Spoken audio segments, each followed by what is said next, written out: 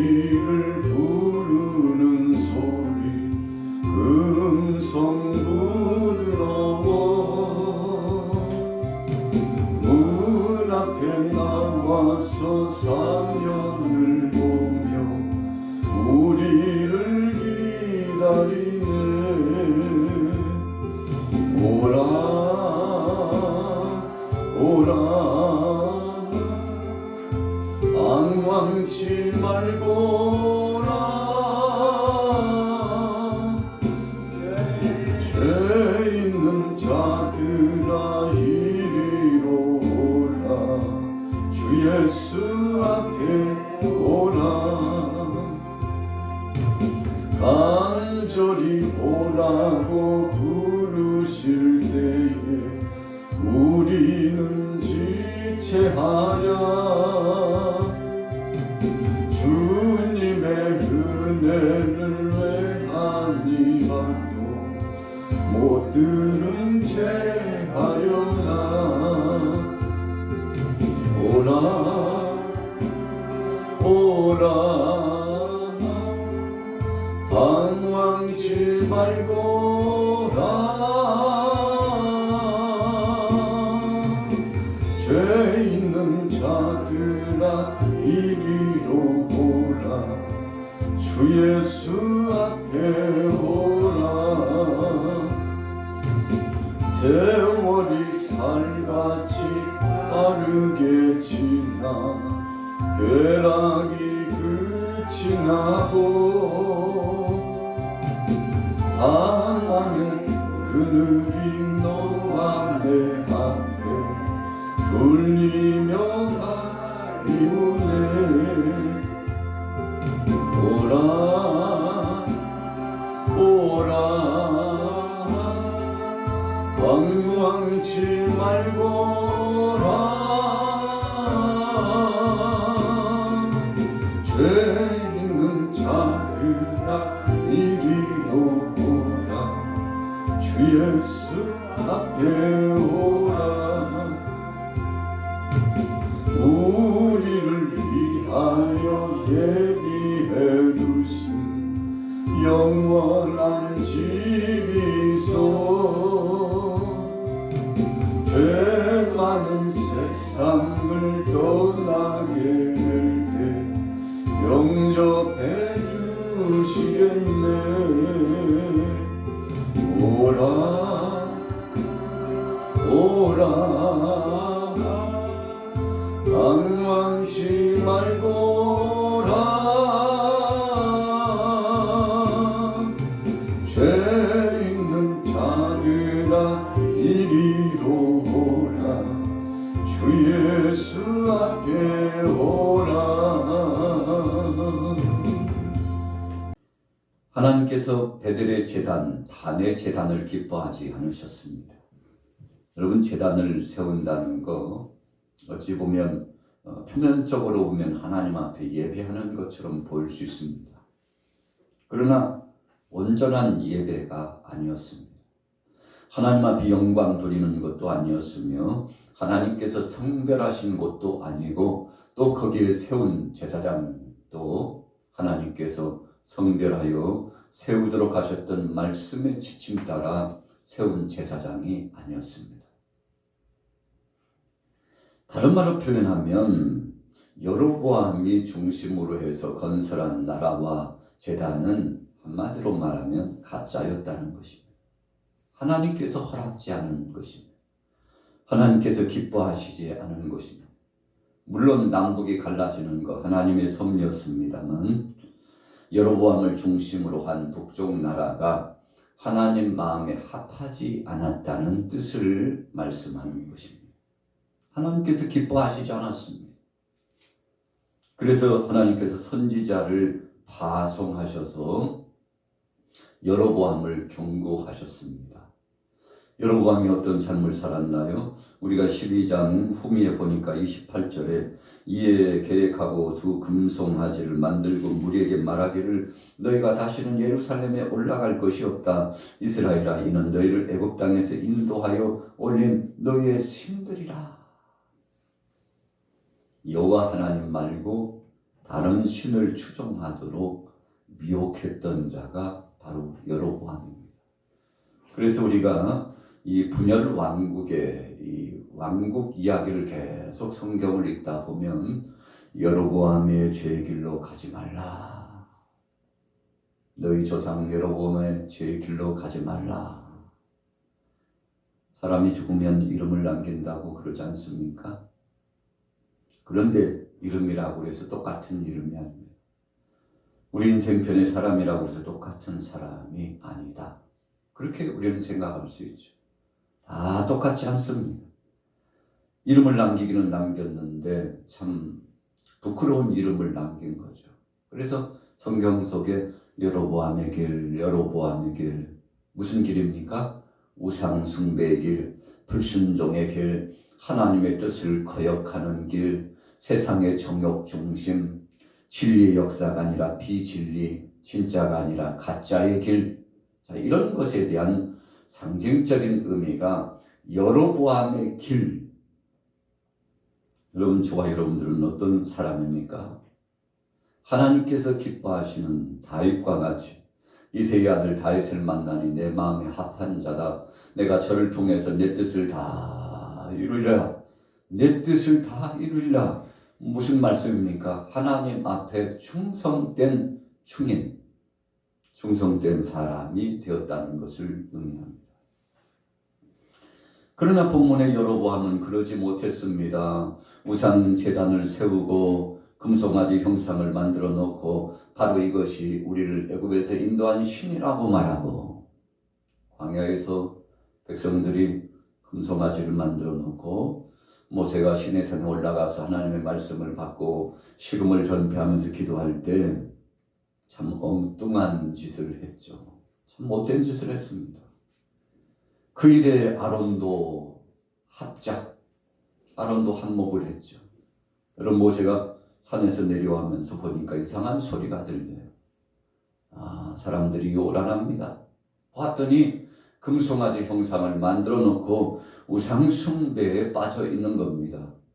그래서 모세가 들고 오는 십계명 두 돌판을 던질 만큼 참 의분을 참지 못했죠. 여러분, 우상 숭배는 그런 것입니다. 하나님 말고 다른 것을 숭배하는 것입니다. 예수님께서도 너희가 두 주인을 섬길 수 없다, 그렇게 말씀했는데, 여러분, 우리는 하나님 한 분만으로 만족하고 감사하며 살아가야 합니다. 우리가 명예심이 하나님 섬김보다 높아가면 그것이 우상이 됩니다. 물질을 마치 만몬신으로 섬기기 시작하면 그것이 우상이 됩니다. 하나님보다 더 중요하고 예배보다 더 중요하고, 그래서 하나님 뜻을 추구하는 믿음의 생활보다도 더 중요하고, 여러분, 그렇게 우상 숭배가 나타나는 거죠. 우리가 또 몸을 너무 위하면 그것이 우상 숭배가 됩니다. 그래서 여러분, 하나님 영광, 하나님 뜻 중심으로 나가는 것이 우리 신앙의 아름다운 행보죠. 오늘 여로보암은 그러지 못했습니다. 우상 숭배의 제단에 나가서 분향을 합니다. 그런데 하나님께서 이 베델 제단을 향하여 선지자 한 사람을 급파해 가지고 그거 잘못된 행위라는 것을 지적하라는 것입니다. 하나님의 뜻이 아니라고 선포하라는 것입니다. 나가서 제단을 향하여 선포합니다. 이 제단은 하나님께서 기뻐하시지 않는다는 것입니다. 3절 말씀해 보세요. 그날에 그가 징조를 들어 이르되 이는 여호와께서 말씀하신 징조라. 제단이 갈라지며 그 위에 재가 쏟아지리라. 그뿐 아니죠. 2절에 보세요. 제단아 여호와께서 이와 같이 말씀하시기를 다윗의 집에 요시아라 이름하는 아들을 낳으리니 그가 내 위에 분향하는 산당 제사장을 내 위에서 제물로 바칠 것이요 또 사람의 뼈를 내 위에 사르리라. 여러분, 이게 무슨 뜻입니까? 잘못된 방향으로 예배하고 하나님의 영광을 거스리는 자, 이 제사장이 희생제물이 됐다는 것은 제사장의 죄를 지적하는 것입니다. 종교 지도자의 죄를 지적합니다. 하나님의 백성들의 죄를 지적하는 것입니다. 그래서 이 제단이 갈라지고 마침내 죄가 쏟아지리라. 이 하나님의 말씀을 대언하고 선포하는데, 여러분, 비진리의 부류들은 진리가 선포되면 견디질 못합니다. 견디질 못해. 여러분, 강단에서 생명의 말씀이 선포되면 그 말씀을 아멘 아멘 감사함으로 받는가 하면, 여러분, 진리에 서지 못하는 사람들은 견디지 못합니다. 괴로워요. 고통스럽습니다. 어둠의 세력들은 하나님의 말씀을 감당하지 못합니다. 그래서 말씀이 어떻고 저떻고, 하나님의 말씀의 뜻을 거스려서 얼마나 여러분 하나님의 뜻을 거역하는지 모릅니다. 왜 그렇습니까? 그 진리의 말씀이 귀에 들어오지 않아요. 말씀이 마음속에 들어오지 않아요. 그래서 귀를 막습니다. 끊임없이 마음을 닫습니다. 여러분, 오늘 여로보암이 그 행태를 보였어요. 하나님의 종 선지자가 하나님 말씀을 선포하니까 막 귀를 막고 싶어요. 듣기 싫어요. 그래서 소리를 치고 손을 내밀어 가지고 저놈 잡으라고. 자, 오늘 본문 말씀에 실감 나지 않습니까? 4절에 보세요. 여로보암 왕이 하나님의 사람이 베델에 있는 제단을 향하여 외쳐 말함을 들을 때 제단에서 손을 펴며 그를 잡으라 하더라. 야, 못 들었냐? 저놈 잡으라는 거죠. 더 이상 말하지 못하라도록 입을 봉하라는 것이죠. 참 주객이 바뀌었습니다. 여러분, 비진리의 역사는 그런 겁니다. 귀를 막고 싶어요. 그 말씀을 들을 수 없어요. 여러분, 귀신의 역사, 악한 사탄의 역사들은 그런 겁니다. 하나님의 말씀을 받을 수 없어요. 자, 정체가 드러나는 거죠. 가짜 여로보암의 정체가 드러나는 것입니다. 여러분, 그래서 오히려 하나님의 사람을 잡으라고 손짓했는데 오늘 그 손짓하는 손이 그대로 멈춰버렸습니다. 움직이지 않는 거예요. 여로보암이 손을 가리키며 하속들을 시켜가지고 저놈 잡으라고, 저 선지자 잡으라고 손을 내밀었는데 그 손이 멈춘 겁니다. 깜짝 놀랐죠. 여러분, 하나님께서 여로보암을 즉시 징치하신 겁니다. 5절에 보세요. 하나님의 사람이 여호와의 말씀으로 보인 징조대로 제단이 갈라지며 재가 제단에서 쏟아진지라. 제단이 박살났습니다. 온 재물과 재가 쏟아져 내립니다. 하나님이 받지 않으시겠다는 거죠. 우리가 잘 아는 대로 사울 왕이 타락했습니다. 하나님 앞에 영광을 돌리며 순종하지 못했습니다. 얼마나 억척스러운 고집으로 거역하는지 몰라요. 여러분, 사무엘 선지자가 그렇게 권면하고 하나님의 말씀을 전해줬지만 그러나 세기에 경력해요. 오히려 불순종하고. 여러분, 하나님의 뜻 가운데 살아나가야 되는데 전장터에 나가서 싸우고 돌아오는데 이상한 울음소리가 들려요. 하나님께서 이 이방 족속들의 것을 다 진멸하고 절대 취하지 말라고 했죠. 여러분, 이 전장에 나간 전리품은 하나님께 속한 것이요 하나님이 금한 것이었습니다. 그런데 사울이 임으로 취해가지고 가지고 왔는데 사무엘 선지자가 알았죠. 아니, 왕에게 무슨 소리입니까? 그 소리요. 내가 예배하려고 하나님 앞에 제물을 올리려고 좀 구별해가지고 좋은 것들 좀 가져왔었죠. 사무엘 선지자가 깜짝 놀랐죠. 아니, 왕이여, 하나님이 금하신 것을 왜 가지고 왔냐고. 하나님께서는 채물을 원하시지 않습니다. 수양에 기름진 거 그거 하나님 기뻐하시지 않습니다. 하나님이 기뻐하시는 것은 당신이 먼저 하나님 말씀에 순종하는 것입니다. 참 아주 중요한 것이죠. 여러분, 하나님 말씀에 불순종했던 사울왕이 그 이후로부터 왕 자리에서 내려지고 마침내 그가 전쟁터에 나가서 아주 비참하게 죽음을 당하게 되었습니다만, 여러분, 불순종이라고 하는 것이 그렇습니다. 하나님의 것 아닌 다른 것에 관심을 두고 그냥 물질에 물욕에 하나님의 것인데 그것이 자기 것이냐 내 것이래요. 자기 것이래요. 여러분, 사울이 그렇게 자기 욕심을 가지고 나가다가 종국적으로 그 왕직을 결국은 잃게 되지 않습니까? 그리고 자손 만대 참 은혜롭고 복된 역사가 있었으면 좋겠습니다만 그러지 못했어요. 후손들까지 고통을 당하게 되었죠. 여로보암이 그를 잡으라 손을 내밀었는데 손이 갑자기 굳어버리는 겁니다. 여러분, 하나님은 살아계셔서 역사하셨죠. 그래서 여로보암이 깜짝 놀래가지고, 그래도 하나님이 입은 열어두셔가지고, 선지자야, 빨리 하나님 앞에 기도해가지고 내 멈춰버린 손을 좀 풀어달라고. 여러분, 그래도 한순간이지만 여로보암이 자기가 죄를 범했음을 깨닫고 긍휼의 역사를 요청했는데, 하나님의 종 선지자가 기도하니 얼어붙었던 굳어버렸던 손이 펴지게 되었지 않습니까? 여러분, 하나님께서 여로보암을 징치하신 겁니다. 하나님 앞에 진정한 예배를 올려야 되겠지만 금송아지 형상을 만들어 놓고 우상 숭배에 빠져 있는 이 북쪽 이스라엘, 그리고 시초에 처음 왕으로서 진행하는 여로보암, 자신의 죄를 깨닫고 민족의 죄, 나라의 죄를 깨닫고 회개해도 지금 부족한데 여러분 우상 숭배에 빠졌으니 하나님께서 그것을 징치하시고 철폐하기를 원하신 신호로 여로보암을 향하여서 하나님께서 친히 심판하신 거 아니겠습니까? 자, 7절 말씀 보세요. 왕이 하나님의 사람에게 이르되 나와 함께 집에 가서 쉬라. 내가 네게 예물을 주리라. 여로보암이 생각해갖고 보니까 참 신기한 것을 체험했죠.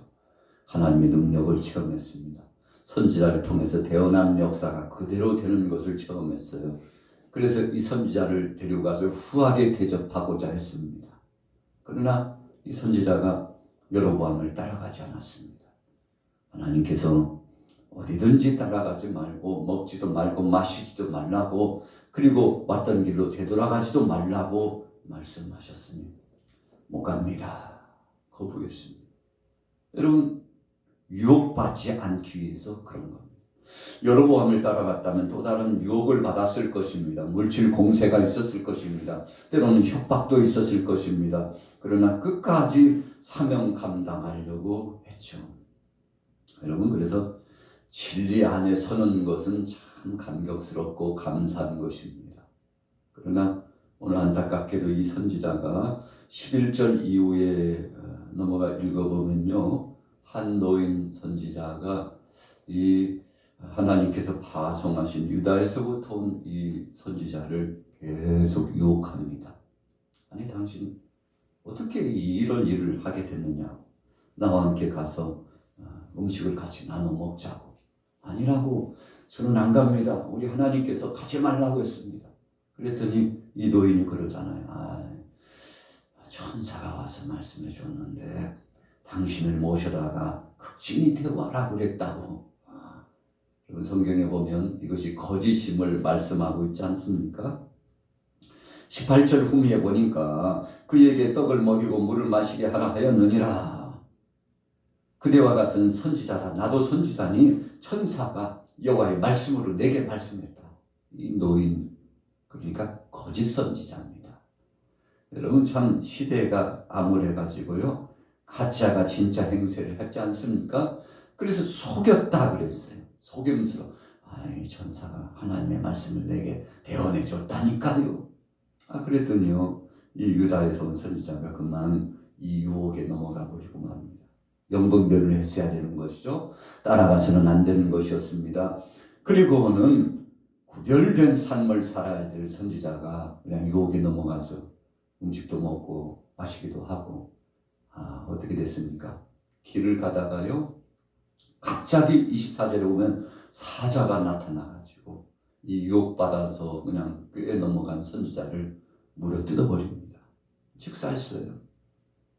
여러분, 하나님께서 하나님의 뜻을 불순종한 선지자에 대한 징치하심을 보여주므로 사실은 여로보암을 향한 경고입니다. 또 거짓 선자 노인을 향한 경고입니다. 하나님의 뜻을 거스린 자는 어떤 심판이 있는지에 대한 경고입니다. 여러분, 그래서 심지어는 2절 말씀에 이제 앞으로 요시아라고 하는 왕이 나오는데 그가 거짓 선지자를 심판하게 될 것이다. 예언적인 말씀 아닙니까? 요시야 하면 종교개혁을 단행하고 하나님 앞에 영광 돌렸던 아주 유명한 선지자 아닙니까? 여러분, 그래서 끝까지 하나님 말씀 중심으로 나갔던 그 시대에 뛰어난 인물이죠. 여러분, 오늘 본문의 말씀은 베델의 제단을 규탄했습니다. 하나님의 영광을 가렸던 사람들을 향한 하나님의 뜻을 선포하는 것인데 그대로 되었죠. 그러나 여러분, 안타깝게도 여로보암은 회개는 하지 않았습니다. 그냥 뉘우치는 척만 했지 회개를 하지 않았어요. 그래서 여로보암 이후로 여러분 북이스라엘이 계속 타락해요. 여러분, 왕들이 한 왕도 선한 왕이 나오지 못합니다. 왜 그렇습니까? 그 영적 흐름이 잘못됐기 때문에 그래요. 여러분, 영적으로 우리가 분별해 보면 이것이 정말 온당한 것이지 온당하시지 않는 건지 보려면요, 하나님 앞에 중심으로 헌신함이 예배하는지 그렇지 않은지 예배 자세를 보면 압니다. 여로보암이요, 잘못된 예배를 했어요. 거짓 예배를 했어요. 자기 욕심을 채우기 위한 예배를 했어요.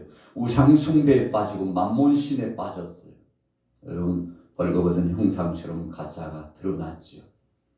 오늘 본문의 말씀은 이 시대를 향한 경종입니다. 오늘날 우리는 깨어서 믿음으로 정말 하나님 중심, 예배 중심, 말씀 중심, 기도 중심으로 나가면 하나님이 책임져 주시고 이 나라도 책임져 주시고 여러분들과 저를, 우리 교회를 책임져 주실 줄로 믿습니다.